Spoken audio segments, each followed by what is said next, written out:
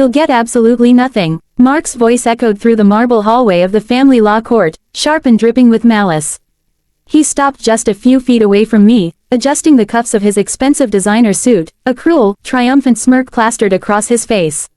Standing right behind him were his parents and his siblings, all looking at me with the same look of utter disdain they had given me for the past 7 years. To them, I was just a penniless outsider, a girl from a modest background who had lucked into their wealthy dynasty and was now being rightfully discarded. Mark leaned in closer, lowering his voice so only I could hear. Look at you, Evelyn. No high-priced legal team, no family backing you up. My lawyers are going to strip you down to the clothes on your back. You're leaving this marriage exactly how you entered it, bankrupt. His family laughed softly in agreement, treating my impending financial ruin like an inside joke. I didn't argue. I didn't cry. I simply took a deep breath, clutched my single leather briefcase, and looked him dead in the eye. We'll let the judge decide what I deserve, Mark, I said quietly. He let out a loud, mocking laugh, turning his back on me as the bailiff announced that the court was now in session. We walked into the courtroom and took our respective sides. Mark sat surrounded by 3 top-tier corporate attorneys, a mountain of beautifully bound financial folders, and his smug family filling the front row of the gallery. I sat at my table entirely alone. For the last few months, they had used every underhanded trick in the book. They had frozen our joint accounts, cut off my credit cards, and dragged out the legal process, genuinely believing they were starving me out.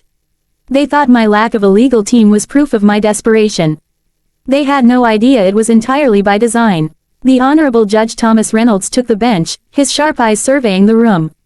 Mark's lead attorney stood up immediately, launching into a well-rehearsed, aggressive opening statement. He painted a picture of a wealthy, hard-working businessman being targeted by a lazy, vindictive spouse.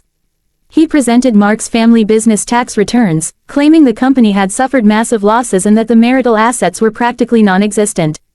He concluded by confidently asking the court to dissolve the marriage with a minimal, insulting settlement for me, stating that any further demands were completely unjustified. Mark leaned back in his chair, crossed his legs, and shot me a look of pure victory. Then, Judge Reynolds turned to me. Ms. Vance, as you are representing yourself, the court is ready to hear your response and review your financial disclosures. I stood up slowly, smoothing down my simple dress. The courtroom fell silent. I didn't look at Mark. I looked directly at the judge. Thank you, Your Honor, I began, my voice steady, calm, and perfectly clear. The respondent's counsel has spent a great deal of time discussing my husband's family business and his personal wealth. They have operated under the assumption that I am here to take a piece of their empire. But they are completely mistaken. I am not here to ask for Mark's money. In fact, I am here to ensure that he does not get a single penny of mine. A collective gasp and a sudden wave of hushed whispering broke out from Mark's family behind him.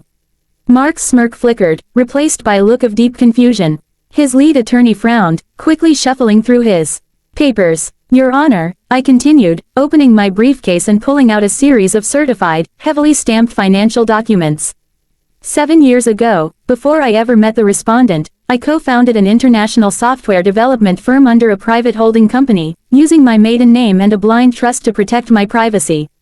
For the past 7 years, while Mark's family dismissed me as a simple housewife with a useless tech hobby, that company grew into a global enterprise. I handed the documents to the bailiff to pass to the judge. If you look at Exhibit A, you will find the certified valuation and audited financial statements of Vanguard Tech Holdings. The company was recently acquired by a major conglomerate. As the sole founder and primary shareholder, my individual, independent net worth stands at exactly $45 million. These funds are completely separate property, protected by ironclad trusts established long before the marriage. The courtroom went absolutely dead silent. The heavy silence was suffocating. Mark's head snapped toward me so fast I thought he would give himself whiplash. The color drained from his face instantly, turning a ghostly, terrified pale.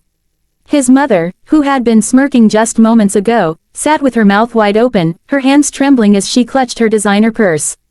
Mark's high-priced attorneys looked as if they had just been hit by a tidal wave. They frantically began whispering to each other, their faces flushed with panic as they realized the trap they had just walked into. Furthermore, I said, my voice cutting through their panic like ice, Exhibit B outlines the post-nuptial agreement that Mark himself insisted I sign 3 years ago. His legal team drafted it aggressively, stating that in the event of a divorce, neither party could claim a single asset, bank account, or business holding belonging to the other. They designed it to protect his family's millions from me. But legally, it works both ways. Under the very terms his own lawyers wrote, Mark has completely waived any right to my $45 million net worth. Mark frantically grabbed his attorney's arm, his voice cracking as he whispered loudly, "Is this true? Tell me this isn't true." The attorney couldn't even look him in the eye. He just stared at the documents, sweat visibly breaking out on his forehead.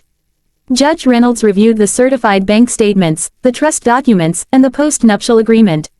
A small, almost imperceptible smirk appeared on the judge's face as he looked over his glasses at Mark's legal team. "Well, counsel," Judge Reynolds said, his voice echoing in the silent room. "It appears your client's aggressive drafting has backfired spectacularly. The petitioner's separate assets are completely protected by your own agreement.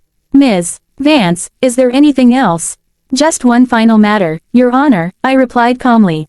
"Exhibit C contains forensic evidence of the joint marital funds Mark illegally hid in offshore accounts over the past year, totaling $2 million. Since that money is marital property, and he violated disclosure laws, I am asking that those hidden funds be used to cover the court costs, with the remainder donated entirely to charity. I don't want a single cent from him." Mark looked completely broken. The arrogant, wealthy man who had mocked me in the hallway just an hour ago was now slumped in his chair, staring blankly at the table, completely ruined by his own greed.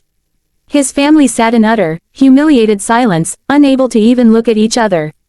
"The court finds the documentation irrefutable," Judge Reynolds announced, striking his gavel with a loud, final thud.